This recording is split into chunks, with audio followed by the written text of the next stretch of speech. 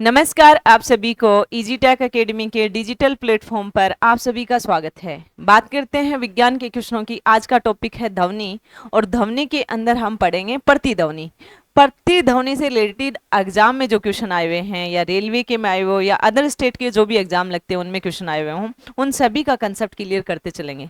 Railway से related जैसे आपके पास में आरआरबी, जेईएन है, एनटीपीसी है या सीनियर सेक्शन है या आरपीएफ है, एसआई है, लोको पायलट है, टेक्नीशियन है, डी ग्रुप है, और अदर स्टेट्स में जैसे राजस्थान में सीईटी आया हुआ है, और राजस्थान पुलिस में राजस्थान पुलिस है या दिल्ली पुलिस है, यूपी पुलिस है, बिहार पुलिस है, झारखंड पुलिस है, जहां ध्वनि से रिलेटेड क्वेश्चन आते हैं उन सभी क्वेश्चनों को सोल्व करते हुए चलेंगे, उनके कंसेप्ट आपको सोल्व करवाते हुए चलेंगे। तो फर्स्ट क्वेश्चन है आपके पास में। फर्स्ट क्वेश्चन क्या कहता है आपको?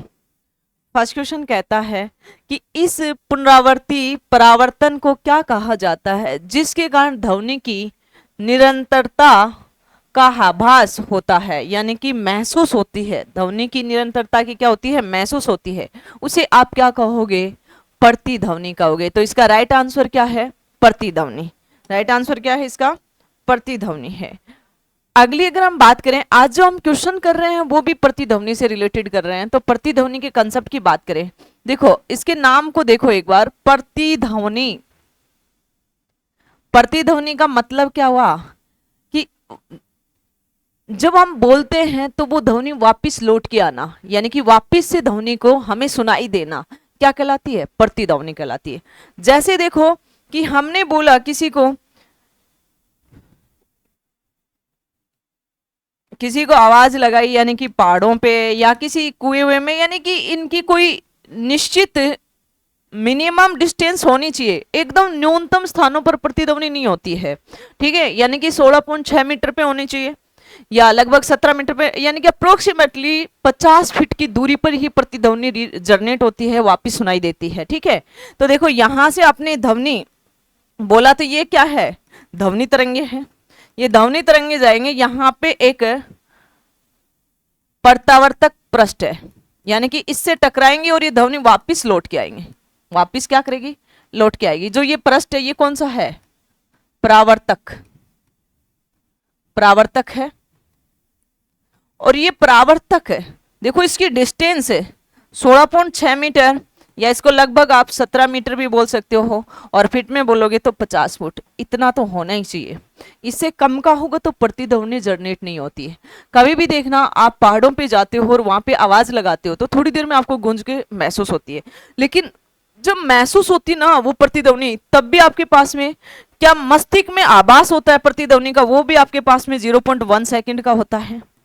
लेकिन जो रियल ध्वनि और जो मूल ध्वनि है और जो हमें लौट कर सुनाई देती है, उनके बीच में समय अंतराल भी कितने का होता है? 0.1 सेकंड का ही होता है। और हमारे जो मस्तिष्क में इस प्रतिध्वनि का आभास होता है वो भी कितना होता है? 0.1 सेकंड होता है। ये हमेशा ध्यान रखना। तो बात करते हैं प्रतिध्वनि से रिलेटेड। तो देखो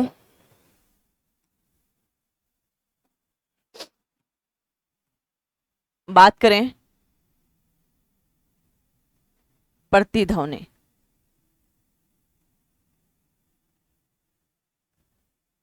क्या होती है भाई प्रतिध्वनि आपके पास में? बताओ। किसी परावर्तक सतह परावर्तक सतह से टकराकर ध्वनि का वापिस से सुनाई देना, दोबारा से क्या करना? सुनाई देना, वापिस से सुनाई देना प्रतिध्वनि कहलाती। क्या कहलाएगा भाई? प्रतिध्वनि कहलाएगा। अगली अगर हम बात करें, देखो अपने दैनिक जीवन में देखना कि कभी इधर जैसे राजस्थान में झुन्नू साइड में पानी कम है तो कुएं नीचे है, तो उसमें आप आवाज लगाओगे तो थोड़ी देर बाद में आपको सुनाई देता है, थोड़ी बाद में आपने जो बोला वो वापिस सुनाई देती वही आवाज, तो वो क्या है, प्रतिध्वनि है। लेकिन जब आपके मस्तिष्क में महसूस होता है प्रतिध्वनि का, तो वो होता है 1.1 सेकंड तक आपके मस्तिष्क में फील होता है। और जो वो प्रतिध्वनि सुनाई देते हैं और जो रियल जो एक्चुअली ध्वनि थी, उनका बीच का जो समय अंतराल है ना, वो भी कितना होता है, 0.1 सेकंड होता है। लेकिन बात यह है कि प्रतिध्वनि कभी भी छोटे स्थानों पर प्रतिध्वनि रिजनेट नहीं होती है, वापस से आपको सुनाई नहीं देती। इसका मिनिमम से मिनिमम आपके पास में कितना डिस्टेंस होना चाहिए, यानी कि लगभग 17 मीटर या 16.6 मीटर होना ही चाहिए।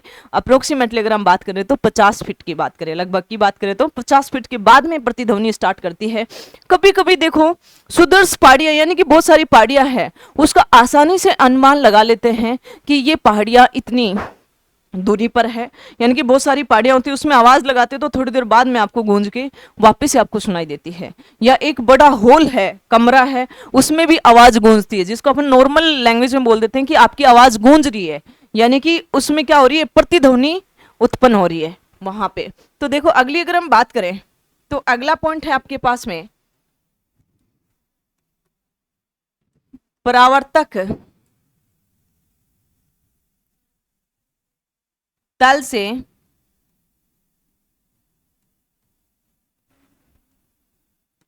कम से कम 16.6 मीटर या लगभग बात करें तो 17 मीटर या इसको 50 फीट दूर होना जरूरी है।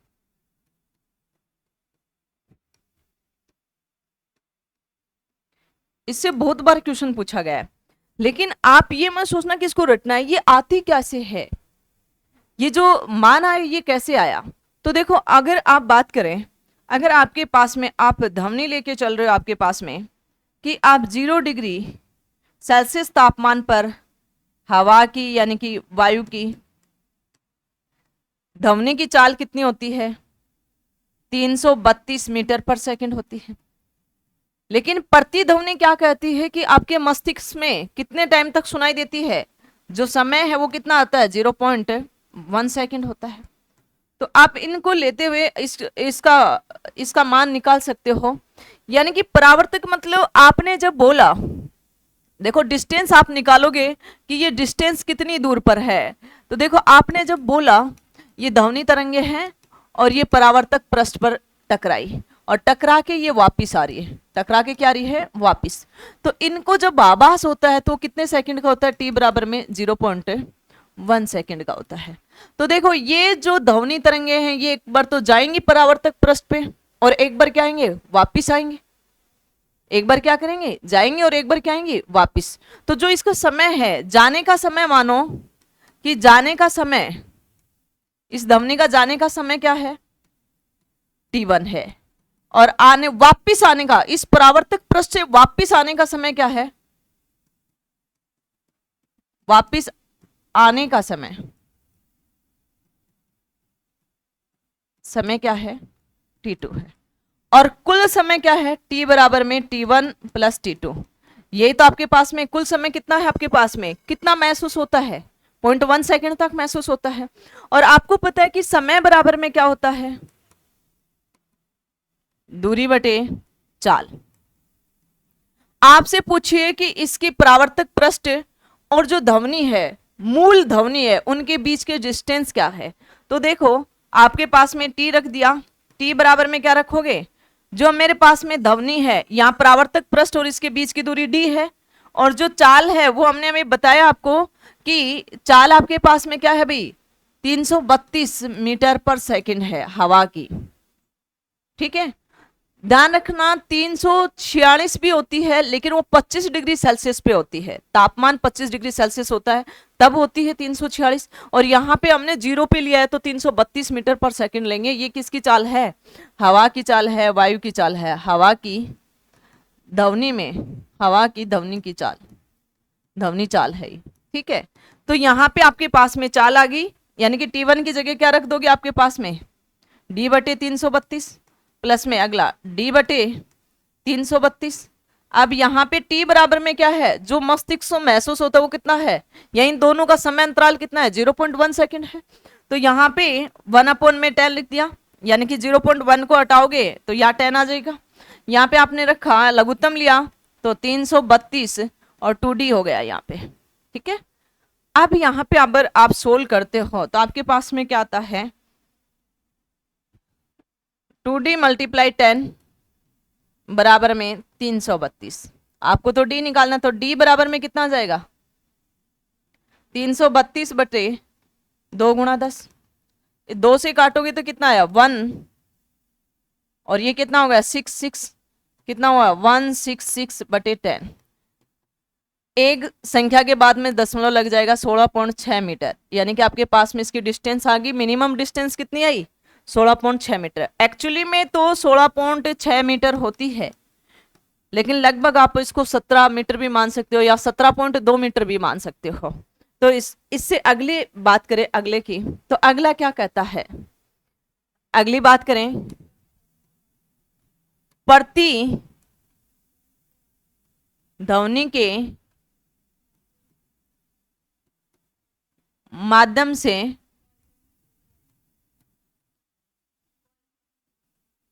वायुयान की ऊंचाई का पता लगाते हैं, समुद्र की गहराई का पता लगाते हैं,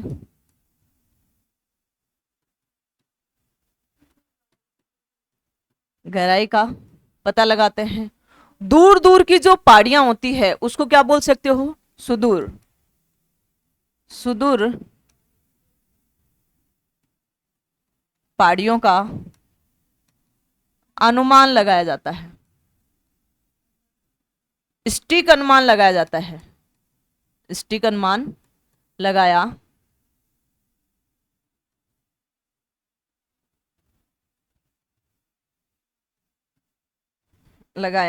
जाता है। अगली अगर मैं बात करूं इससे प्रतिध्वनि से रिलेटेड, इन सभी लाइनों से क्वेश्चन बनते हैं भाई। अगले क्वेश्चन की अगर हम बात करें, अगले पॉइंट की, अगला अगर हम बात करें कि हमारे मस्तिष्क में जो ध्वनि की सुनने की संवेदना है, कितनी देर तक हमारे मस्तिष्क में ध्वनि रहती है, तो वो कितने समय तक रहती है, 0.1 सेकेंड तक रहती है। यानी कि देखो हमारे मस्तिष्क में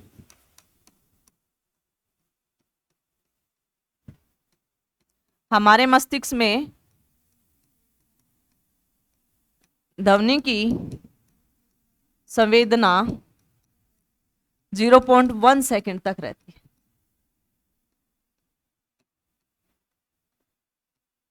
अगली अगर मैं बात करूं इससे अगले का,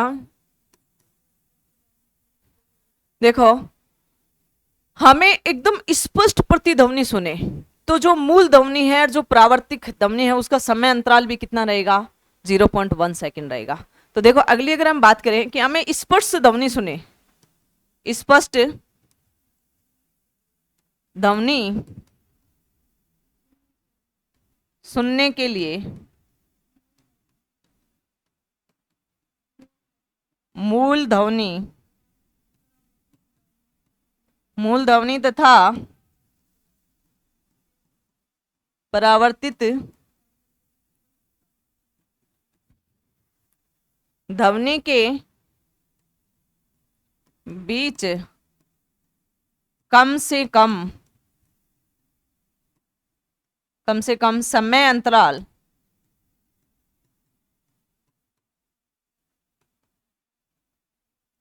लगभग कितना रहता है, 0.1 सेकेंड होता है। इससे रिलेटेड जो क्वेश्चन आते हैं उन क्वेश्चनों की बात करेंगे। प्रतिध्वनि का जो बेसिक कंसेप्ट था वो मैंने आपको क्लियर करा दिया। इससे क्लियर कराने का रीजन ये है कि अदर कोई भी एग्जाम देते हो तो उनसे रिलेटेड जब भी ध्वनि की प्रतिध्वनि से क्वेश्चन बनते तो आप सोल्व कर लोगे। तो अगला क्वेश्चन है आपके पास में, देखो अगला क्वेश्चन क्या कहता है कि अलग अलग प्रतिध्वनियों को सुनने के लिए ध्वनि के स्रोत से अवरोध की न्यूनतम दूरी होनी चाहिए। अभी जस्ट बताया था कि न्यूनतम दूरी आपके पास में कितनी होती है भाई, न्यूनतम दूरी कितनी होती है, 16.6 मीटर। यानी कि इसको आप लगभग क्या लिख सकते हो, 17 मीटर लिख सकते हो। फुट में लिखोगे तो लगभग 50 फुट, ठीक है। लेकिन इस ऑप्शन में इसके नियर बाई कौन सा है, न तो 172 है न 344 है, 17.2 मीटर इसके अप्रोक्सीमेटली इसके समान है। तो आप इसका कितना होना चाहिए अवरोधक के बीच में न्यूनतम, यानी कि 17.2 मीटर होनी चाहिए। तो इसका राइट आंसर कौन सा है, सी इसका राइट आंसर है। अगले क्वेश्चन की यदि हम बात करें तो अगला क्वेश्चन है आपके पास में, एक ध्वनिक अनुनाद यानी कि प्रतिध्वनि है जो कंपन में होने पर नियत स्वरमान पर गूंजता है। ये सभी यंत्र है भाई, ये सभी क्या है, यंत्र है। सीसीटीवी, दूसरा है संस्वरण द्विभुज यानी कि ट्यूनिंग फोर्क, यानी कि इसका right answer B right answer है इसका। अगले क्वेश्चन की यदि हम बात करें तो अगला क्वेश्चन क्या कहता है, एक बड़े होल की दीवार से ध्वनि को बार बार परिवर्तन को क्या कहा जाता है जिसके परिणाम स्वरूप ध्वनि की अनुभूति बनी रहती है। बार बार परिवर्तन हो रहा है तो क्या कहलाओगे उसको, प्रतिध्वनि कहलाएगा। तो क्या कहलाएगा, पिच, नोट भी नहीं, संगीत भी नहीं, क्या कहलाएगा, डी। डी इसका राइट आंसर रहेगा।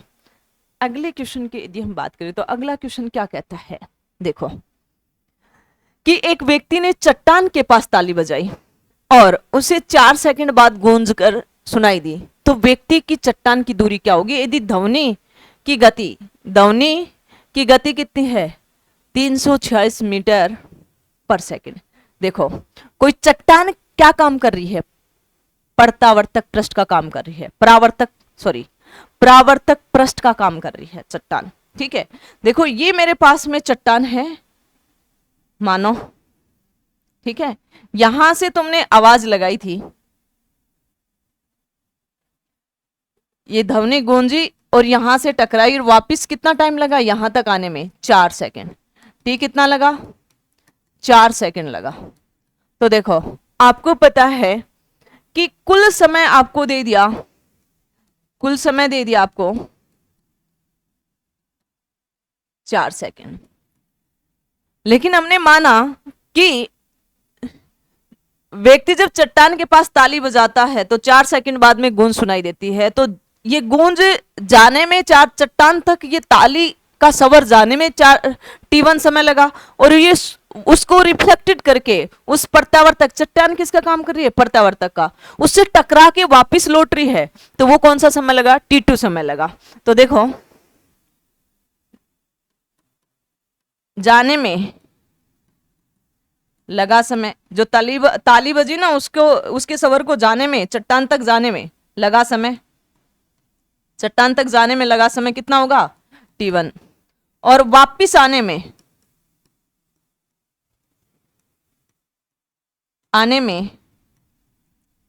लगा समय कितना होगा आपके पास में, T2 होगा, ठीक है। अब आपके पास पता है कि कुल समय क्या है, T है, तो T1 प्लस T2। आपको पता है समय बराबर में क्या होगा, दूरी बटे गति लिख दो, चाल लिख दो, गति आपको दे रखी है, गति कितना है आपके पास में, 346 मीटर पर सेकंड। तो देखो इस कुल समय को मैं किसकी फॉर्म में रिप्रेजेंट कर दूं, दूरी और गति के में, यानी कि दूरी और चाल के फॉर्म में रिप्रेजेंट कर दूं। तो देखो समय बराबर में क्या हुआ आपके पास में, दूरी बटे चाल कर दो, गति कर दो, एक ही बात है। तो आपके पास में टोटल समय तो कितना दे रखा है, 4 सेकंड, लेकिन T1 के बराबर में क्या हुआ, यानी कि जाने में लगा समय, वो जाएगा जब कितना डिस्टेंस लगा, D, और कितनी चाल है भाई, 346, T2 कितना रहेगा, D, और ये भी कितना रहेगा भाई, बीच के डिस्टेंस तो सेम रहेगी, जिस चीज तक जा रहे हैं वो D है, तो आएगा भी उतना ही रास्ता है, ठीक है। तो देखो यहां पे क्या हुआ, D 346 प्लस में D 346, आप इनका लघुत्तम ले लो, 4 बराबर में क्या हो जाएगा, 346 लघुत्तम आ गया, D प्लस D कितना हो जाएगा, 2D हो जाएगा, 2D बटे 346। अगर मैं इसको सोल्व करूं तो 2D बराबर में कितना हुआ, 4 मल्टीप्लाई 346, D बराबर में कितना हो जाएगा, 4 मल्टीप्लाई 346, बटे 2, ये कैंसिल आउट हो जाएगा 2 से। अब इस 2 को मल्टीप्लाई कर दो 346 से, तो कितना हुआ, 2 को 6 से करोगे 12, 1 8 और 1 क्या हो गया 9 और 3 6, यानी कि इतना हो गया ये। तो इसका राइट आंसर कौन सा होगा, राइट आंसर इसका बी, इसका राइट आंसर हो गया। प्लीज चैनल को लाइक शेयर सब्सक्राइब करना, प्लीज अपने दोस्तों से भी कराना और आप सब लोग करना। अगले पॉइंट की अगर हम बात करें, अगले क्वेश्चन की, तो अगला क्वेश्चन क्या कहता है, मानव के मस्तिष्क में ध्वनि की अनुगुंजन कितनी देर तक कायम रहती है। यानी कि अनुगुंजन मतलब प्रतिध्वनि का आवाज है, यानी कि अपन को जो वो गूंजने की आवाज है, जैसे कभी भी किसी बड़े हॉल में आप आवाज लगाते हो तो आपको वापस रिफ्लेक्शन सुनता है, तो आपको कितनी देर तक उसका आवाज रहता है, कितनी देर तक रहता है, 0.1 सेकंड तक आवाज रहता है। तो इसका राइट आंसर कौन सा रहेगा, 1 सेकंड नहीं, 2 सेकंड नहीं, सी इसका राइट आंसर रहेगा। अगले क्वेश्चन की यदि हम बात करें तो अगला क्वेश्चन क्या कहता है कि ध्वनि की दृढ़ता जो दोहरे प्रतिबिंब का परिणाम होती है उसे क्या कहा जाता है। प्रतिबिंब नहीं, विरलीकरण नहीं, गूंज नहीं, प्रतिध्वनि कहा जाता है, यानी कि डी इसका क्या है, राइट आंसर है। अगला क्वेश्चन है आपके पास में, देखो अगला क्वेश्चन क्या कहता है, एक समुद्री सर्वेक्षण जहाज समुद्र के तल पर एक ध्वनि तरंग भेजता है जो 2.5 सेकंड के बाद एक प्रतिध्वनि या अनुगुंज प्राप्त करता है। समुद्री जल में ध्वनि की गति 1200 मीटर पर सेकंड होती है, तो समुद्र की गहराई क्या होगी। सेम चीज है, यानी कि प्रतिध्वनि आ रही है तो जाने का समय और आने का समय, कुल समय इसने दे दिया टी है, कुल समय कितना दे दिया, टी है 2.5 सेकेंड, ठीक है। और इसने चाल दे दी, वेलोसिटी दे दी आपके पास, v दे दिया इसने 1200 मीटर पर सेकेंड। देखो ये जहाज समुद्र के तल से एक ध्वनि तरंग भेजता है, जब वो भेजता है ना तो उस टाइम भेजते समय टाइम लगा t1 और ये वापिस आएगी तभी तो प्रतिध्वनि होगी, तो ये लगा t2। तो कुल समय क्या हुआ आपके पास में, t बराबर में t1 प्लस t2, ठीक है। समय है आपको पता है t बराबर में क्या होगा, गहराई पूछ रहा है तो आप क्या कर दोगे, h बटे v कर दोगे। तो यहां पे t1 और t2 की बात करें तो t क्या है, कुल है, तो कुल की जगह मान रख दोगे 2.5 और यहां पे t1 की जगह क्या रख दोगे, h बटे 1200 प्लस t2 की जगह भी h बटे 1200।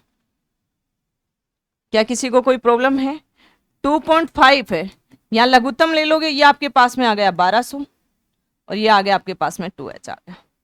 अब इसको वज्र गुणा कर दो, क्योंकि आपसे निकालना क्या है, गहराई निकालनी है, तो आपके पास में हो गया 2h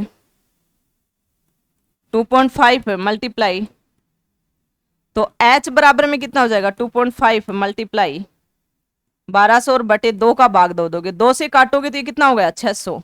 इस 600 से 2.5 से मल्टीप्लाई करोगे तो आपके पास में आया 15 और ये 2 जीरो, एक के बाद में जीरो लगा दोगे तो आपके पास में कितना आया 1500 मीटर। इसकी गहराई कितनी आई, 1500 मीटर आई। देखो डाटा चेंज कर सकता है, बाकी कंसेप्ट सेम है, कंसेप्ट क्या है, सेम है। तो इसका राइट आंसर कौन सा रहेगा, डी इसका राइट आंसर रहेगा।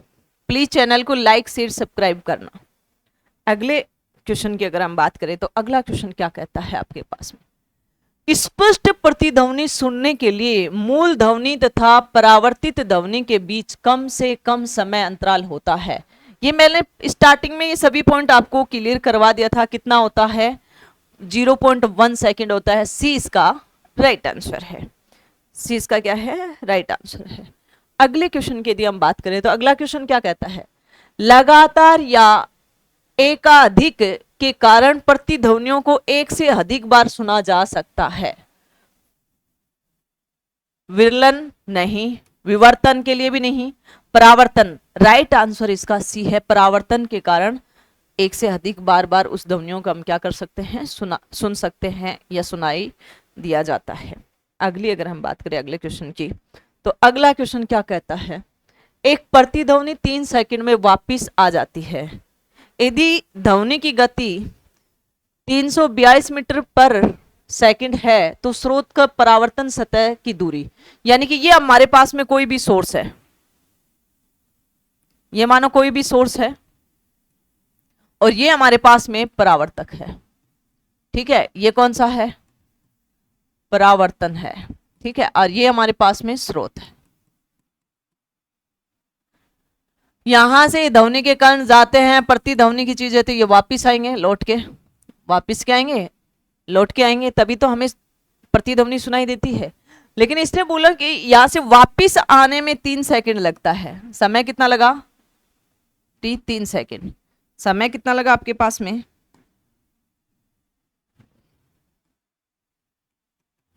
3 सेकंड, वापिस आने में 3 लगा तो जाने में भी 3 लगा, यानी कि टोटल समय हो गया 3 सेकंड। तो देखो यहां पे अगर हम बात करें तो t बराबर में कितना है, 3 सेकंड है, और यहाँ पे v दे दिया आपके पास में 342 मीटर पर सेकंड दे दिया। अब इसने पूछा है कि यहां स्रोत से और इसके बीच की दूरी d कितनी है। तो d देखो, सबसे पहले तो हम कुल समय की बात करें, t बराबर में t1 प्लस t2, t1 मतलब जाने का और t2 मतलब आने का समय। तो यहाँ पे वैल्यू इसकी पुट कर दे 3, और यहाँ पे d अपॉन में 342 प्लस d अपॉन में 342। यहाँ आप सोल्व करते हो तो आपके पास में कितना आया, 342 और ऊपर क्या आया 2d। इसको वज्र गुणा कर दो, आपसे d पूछा गया है तो d कैसे निकालोगे, आपके पास में देखो d पूछा गया है तो 2d बराबर में 3 गुणा 342 और d बराबर में क्या हो जाएगा, 3 गुणा 342 बटे 2, 2 से काट दो, 2 एकम 2, ये कितने बार 14 हो गया, ये 7 और ये 1, तो इसको गुणा करोगे 3 गुणा 1 7 1 से मल्टीप्लाई करोगे तो ये 3, ये कितना होगा 7 या 21 1 2 हासिल और 3 और 2 कितना हुआ 5, यानी कि 513 मीटर। तो ये डिस्टेंस कितनी है, 513 मीटर है, और यही आपके क्वेश्चन में पूछा गया है। इससे जाहिर सी बात है कि इस प्रतिध्वनि से एक न्यूमेरिकल आता है और वो न्यूमेरिकल केवल इस बेस पे आता है, यही फॉर्मूला काम कर रहा है हर जगह हर न्यूमेरिकल में। तो इसका राइट आंसर कौन सा है, ए इसका राइट आंसर है, ए इसका क्या है, राइट आंसर है। अगले क्वेश्चन की यदि हम बात करें तो अगला क्वेश्चन क्या कहता है आपको, प्रतिध्वनि को कम करने के लिए ऑडिटोरियम की छतों और दीवारों को किससे ढका जाता है। कभी भी देखना कि प्रतिध्वनि को कम करने के लिए कभी देखना फाइबर के लिए फाइबर बोर्ड का उपयोग किया जाता है, यानी कि धातु का नहीं, रबड़ का नहीं, फाइबर बोर्ड का, यानी कि राइट आंसर है सी, जिससे क्या हो जाए, प्रतिध्वनि क्या हो जाएगी, कम हो जाएगी।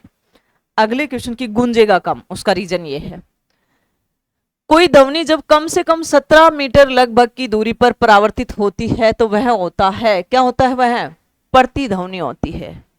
क्या होता है, वह प्रतिध्वनि होती है। क्या होता है अभी, ए इसका राइट आंसर है, प्रतिध्वनि। ठीक है, अगली अगर हम बात करें अगले क्वेश्चन की, तो अगला क्वेश्चन क्या कहता है आपको, एक लड़के ने एक चट्टान के पास ताली बजाई और 3 सेकंड के बाद उसे प्रतिध्वनि सुनाई दिया। यदि ध्वनि की गति 346 मीटर सेकंड है तो वह लड़का चट्टान से कितनी दूरी है। तो आपको पता है कि कुल समय कितना है, टी 3 सेकंड है, और जाने का समय क्या है, t1 माना, और आने का समय t2, तो कुल समय बराबर में क्या हो जाएगा, t बराबर में t1 प्लस t2। आपको दे रखा है कि यहां पे भी गति कितनी है, 346 मीटर है, और आपको समय की बात करें तो समय बराबर में क्या होता है, दूरी बटे चाल होती है। ठीक है, चाल बोल दो, गति बोल दो, वेग बोल दो। अब यहां पे अगर हम बात करें तो इस फॉर्मूले को यूज करते हुए लिखते हैं, यहाँ पे समय, एक समय तो आपको दे दिया, कुल तो 3 दे दिया, लेकिन इस t1 को किस फॉर्म में लिख सकते हैं, दूरी बटे चाल के में। तो दूरी, जाने की दूरी तो निश्चित होगी d, जाएगा तब भी और आएगा तब भी, लेकिन समय अलग अलग है, तो दूरी को भी हम क्या लेंगे, अलग अलग, यानी d बराबर में 346 प्लस जाने वाले में d वापिस आने वाले में डी बटे 346। अब इनका लघुत्तम ले लोगे तो लघुत्तम लिया तो कितना हुआ 346, और यहाँ पे क्या हो गया डी प्लस डी, तो 3 बराबर में क्या हो जाएगा 2d बटे 346। यहाँ पे इनको वज्र गुणा कर दोगे, क्या कर दोगे वज्र गुणा, क्योंकि दो भागों में तो हम अज्ञात संख्या को वज्र गुणा करके हम ज्ञात कर सकते हैं। तो यहाँ इसका राइट आंसर क्या आ जाएगा अभी, यानी कि 2d 3 गुणा में 346। अगली अगर मैं डी की बात करूं तो 3 गुणा में 346 बटे 2, 2 से काट दोगे, 2 एकम 2, 7 बार गया, और ये कितनी बार गया 3 बार, तो आपको इस 3 से मल्टीप्लाई कर दोगे 173 को, तो किया तो ये कितना हुआ 9, और ये कितना हुआ 7 या 21, 1 5, यानी कि 519 मीटर। तो इसका राइट आंसर क्या है, बी इसका राइट आंसर है। प्लीज चैनल को लाइक शेयर सब्सक्राइब करना और अपने दोस्तों से भी करवाना।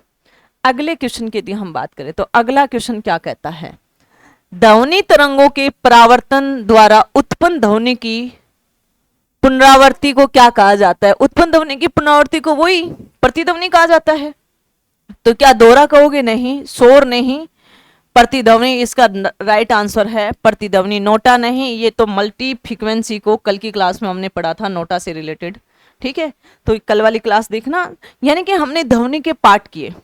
ध्वनि बहुत इंपॉर्टेंट टॉपिक होता है रेलवे से अदर एग्जाम के लिए, जैसे ध्वनि हुआ, प्रकाश हुआ, कार्य शक्ति ऊर्जा हुआ, तो इनके अलग अलग भाग करके हमने आपको पढ़ाया, जिससे आपको कोई प्रॉब्लम्स नहीं आए। मिक्स रहता है तो स्टूडेंट कंफ्यूज हो जाता है कि क्वेश्चन कैसे कैसे करें, किस कंसेप्ट से करें। तो हमने सभी का भाग बांटा, भाग बांटने के बाद में आपको एक एक पार्ट करके ध्वनि के हमने चैप्टर कराए, यानी कि आज आपके पास ध्वनि की 5वीं क्लास है, ठीक है। यानी कि हमने पहले दिन पढ़ा था ध्वनि से रिलेटेड, यानी कि नेचर से रिलेटेड, दूसरे दिन हमने पढ़ा चाल से रिलेटेड, ठीक है, फिर हमने पढ़ा कि इसके जो अभिलक्षण वगैरह है कल की क्लास में पढ़े। तो इनके 5 डिविडेशन की, यानी कि एक क्लास और है ध्वनि की, यानी कि ध्वनि को हमने 6 भागों में बांट के 6 क्लासेस की।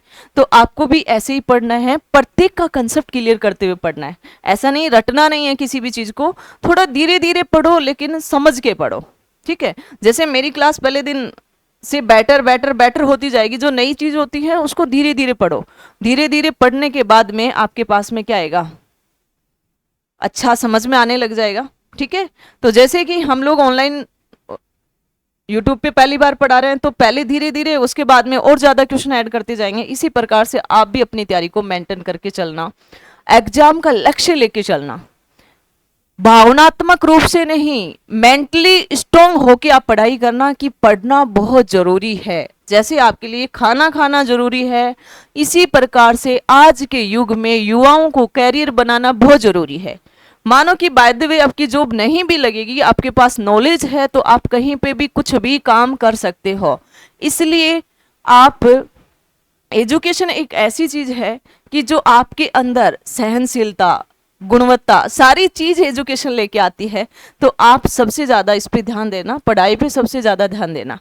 तो अगले क्वेश्चन की अगर हम बात करें तो अगला क्वेश्चन क्या कहता है आपको, एक प्रतिध्वनि के लिए स्रोत और परावर्तक के बीच न्यूनतम दूरी लगभग कितनी होती है। मैंने आपको बताया भी था कि स्रोत और परावर्तक के बीच में 16.6 मीटर होती है। इसको लगभग आप 17 मीटर बोल सकते हो, फुट में बोलोगे तो इसको 50 फुट लगभग बोलोगे, ठीक है। और ये मैंने स्टार्टिंग की क्लास में, यानी कि पहले क्वेश्चन में इनको निकाल के बता दिया है।